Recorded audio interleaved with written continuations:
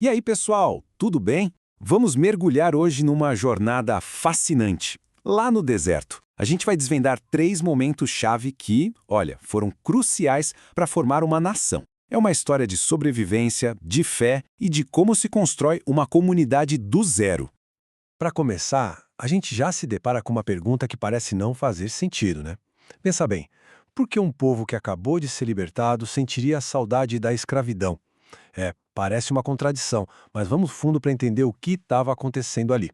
Para a gente sacar essa mentalidade, é preciso se colocar no lugar deles. Imagina só, eles viram milagres incríveis como a abertura do Mar Vermelho, mas de repente a ficha cai. Estão no meio do nada, no deserto do Sinai.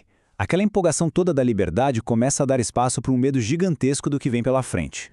E é exatamente nesse ponto que explode a primeira grande crise. E o mais interessante é que o inimigo não estava lá fora, sabe? Estava dentro deles. Era o medo e a fome. Olha que loucura. A memória deles sobre a escravidão começa a ficar meio distorcida. Eles esquecem da opressão e começam a lembrar só da segurança de ter comida na mesa.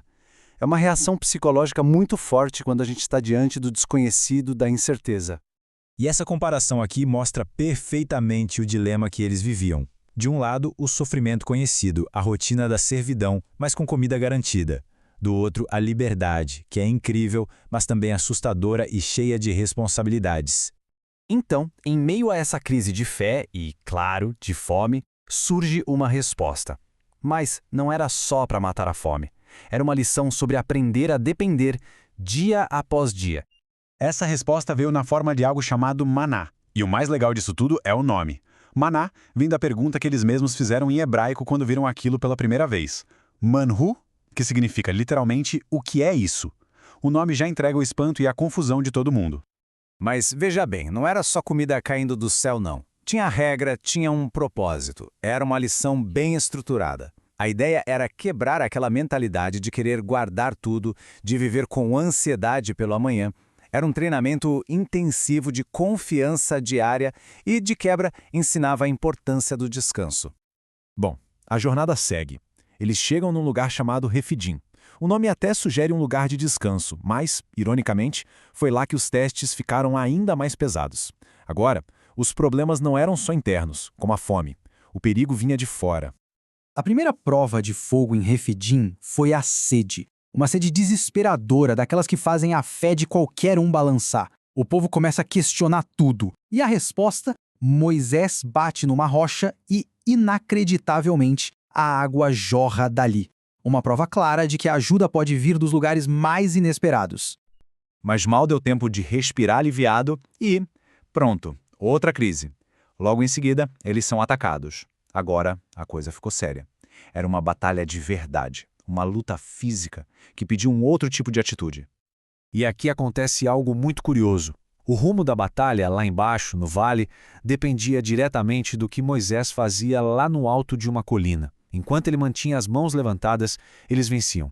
Era a resistência dele que garantia a vitória, um símbolo de que a intercessão precisava ser constante.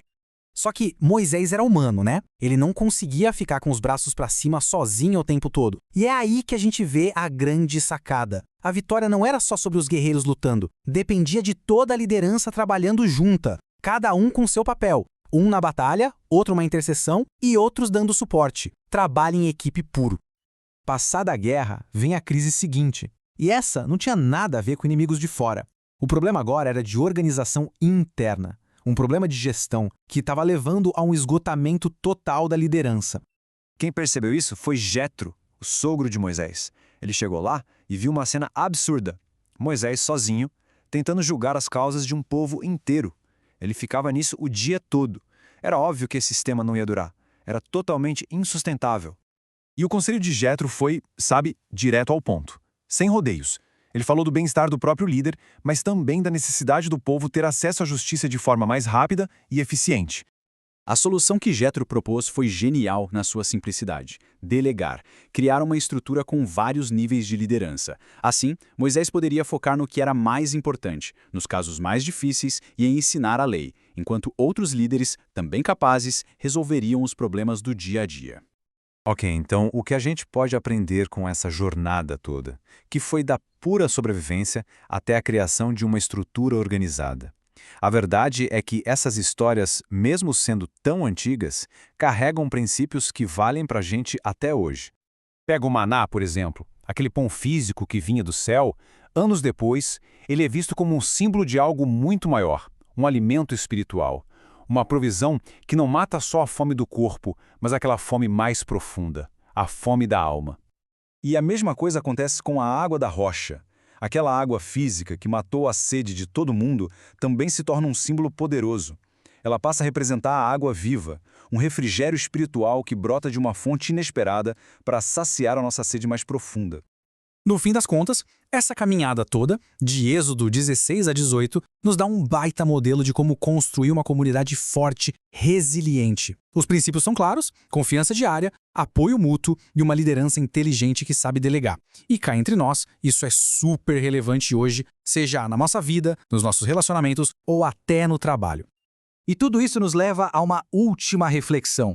Será que os desertos que a gente enfrenta na vida são só obstáculos? Ou será que eles são, na verdade, oportunidades incríveis para a gente aprender, crescer e se tornar alguém melhor?